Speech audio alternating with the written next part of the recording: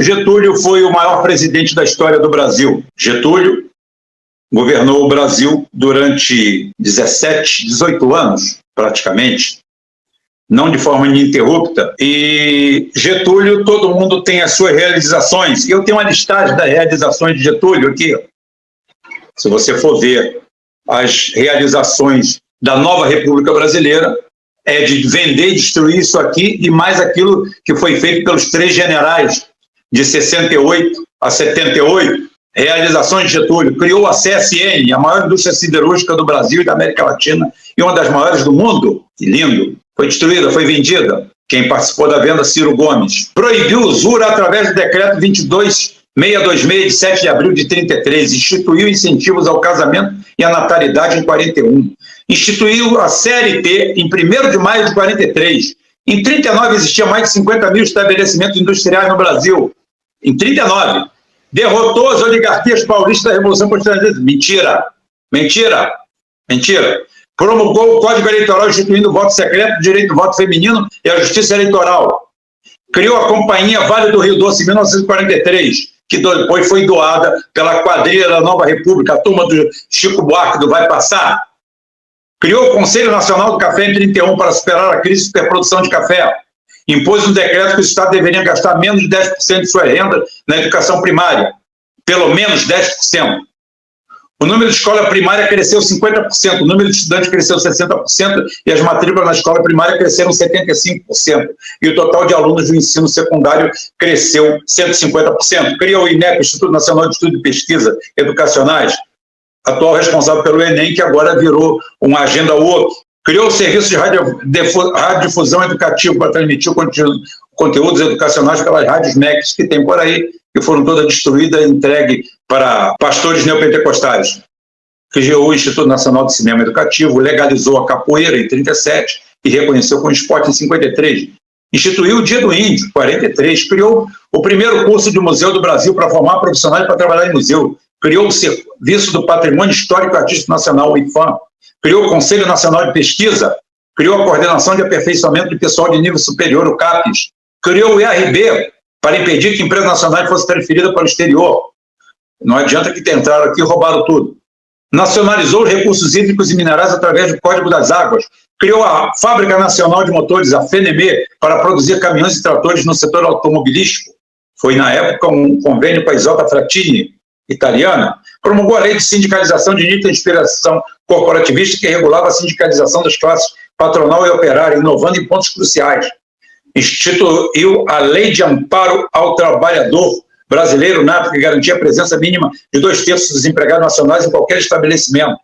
Criou o Instituto Nacional do Livro, criou o Serviço Nacional de Aprendizagem Industrial, SENAI, criou o Conselho Nacional do Petróleo, CNP, criou a Companhia Nacional de Álcalis, criou as usinas hidrelétricas de Paulo Afonso e Vale do Rio São Francisco, criou o Ministério do Trabalho, Indústria e Comércio, criou o Ministério da Saúde e Educação, criou a Petrobras, a maior empresa petrolífera, não do mundo, mas uma das maiores. Criou o Instituto Brasileiro de Geografia e Estatística, o IBGE, criou Marcha para o Oeste, criou o Banco Nacional de Desenvolvimento, que depois se tornou econômico, era o BNDES, e social, tem nada de social, criou o Banco do Nordeste, criou a Companhia Hidrelétrica de São Francisco, a CHEP, criou a Força Aérea Brasileira em 41, a FAB, criou as Forças Expedicionárias, por aí foi. Esse foi Getúlio, tem muito mais coisa. O que ele não fez pode deixar que Emílio Garrastazu Médici e Ernesto Geisel fizeram depois. Depois veio Paul Volcker, veio os Estados Unidos, veio a Agenda Woke, já naquela época, começando a trilhar, veio o neoliberalismo, veio o caminho da roça, veio a nova república, que, de novo, que tem é a podridão. Agora eu vou fazer uma coisa nesse dia, 142 anos de Getúlio, nascido em 1882, Getúlio Dornelles de Vargas. Eu vou dizer o que Getúlio não fez. Aonde Getúlio pecou? Getúlio não criou um campo de trabalho forçado para enfiar lá dentro pelo menos 30 mil paulistanos que tentaram, de todas as formas, destruir a unidade nacional. Não fuzilou pelo menos 500 de seus líderes, ou pelo menos enforcá-los em praça pública, para mostrar qual é o destino de quem tenta trair a nação. Ao deixar de fazer isso, infelizmente, Getúlio Vargas cometeu o grande erro, o erro de todo líder vacilante, que é de fazer omelete com ovos inteiros. Quem faz omelete tem que quebrar os ovos. Não adianta, não há espaço para isso.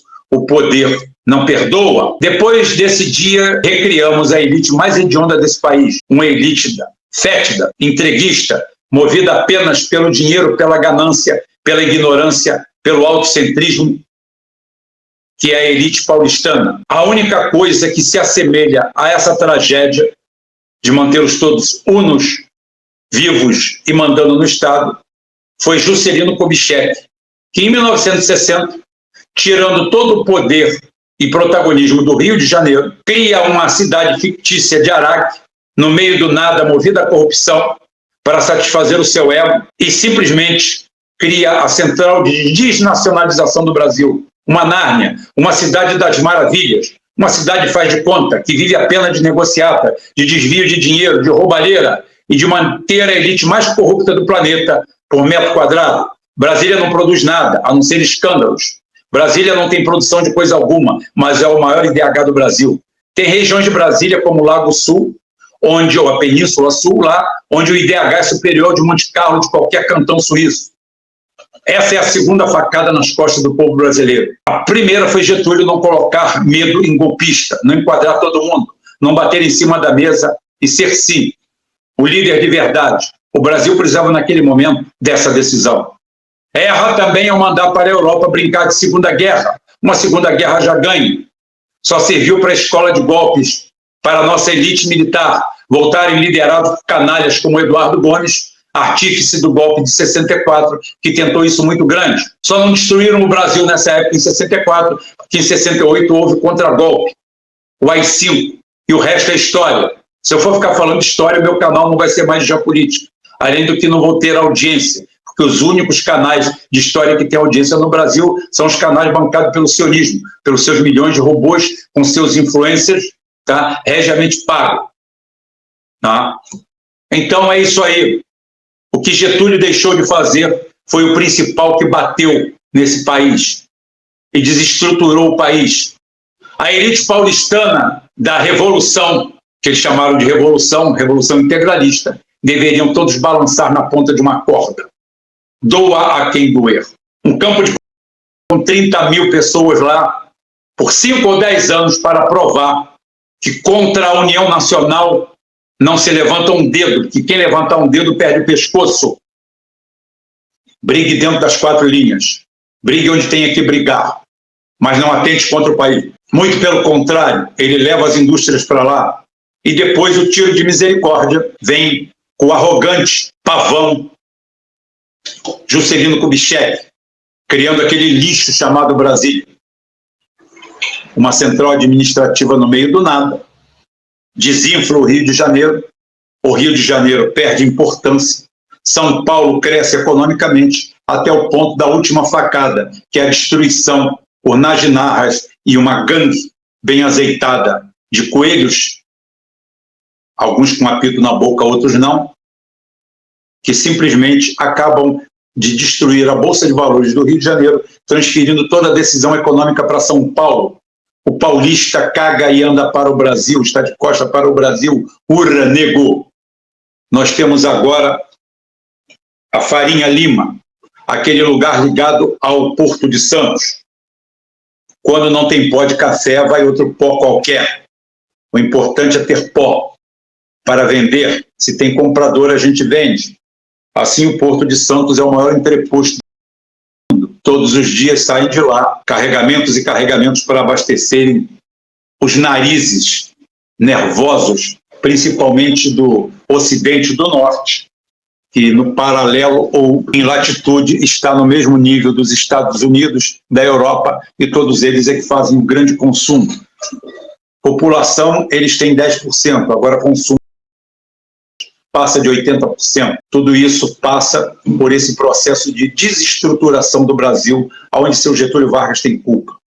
A não institucionalização do futuro, a tentativa de mostrar que nós somos sempre um país bom e limpinho, apesar de nos matarmos pelas vias, pelos guetos, pelas ruas, em briga de trânsito, O brasileiro é violento, o brasileiro é violentíssimo. Só que o brasileiro é violentíssimo no varejo e se torna mais violento no varejo porque mais é no atacado. Então ele se volta contra o seu, contra o vizinho, ele briga por causa de uma janela para o quintal um do outro, ele se mata pelo time de futebol, ele se mata porque respingou água no carro dele, ele se mata por qualquer coisa. E a gente teima em dizer que somos abençoar por Deus e bunir por natureza. Mas que beleza! Somos nada disso. Temos potencial para isso. Somos um povo alegre? Somos. Temos potencial para tudo isso. Mas nenhum potencial resiste ao pragmatismo canalha da Faria Lima, de um Paulo Guedes da vida, de uma raça, de uma escumalha econômica dessa, de uma nova república que a única coisa que fez foi criar o ente federativo, de sucatear o Brasil, destruir o Brasil, tornar o Brasil inviável. O Brasil se torna cada vez mais inviável. Os pontos que são viáveis, nós temos dois governos que fingem serem governos, se digladiando no poder, numa guerra fake, onde a vítima sempre é você e nós. Então, meus pêsames hoje para Getúlio Vargas, fez tanto, mas tudo que você fez foi parar na mão dos outros. A mesma coisa de Geisel, que não bateu o pé na mesa e falou, vou ficar mais 10 anos, doa a quem doer. Se fizesse isso, hoje seríamos uma nação. Mas não somos, ninguém fez. Na hora certa, todo mundo agiu errado. Todo mundo se preocupou com o que a Globo falava, com o editorial da Globo. Demos poder demais à mídia. O brasileiro começou a acreditar nas próprias mentiras. E isso assusta. Essa é a grande comemoração que eu tenho para esse dia.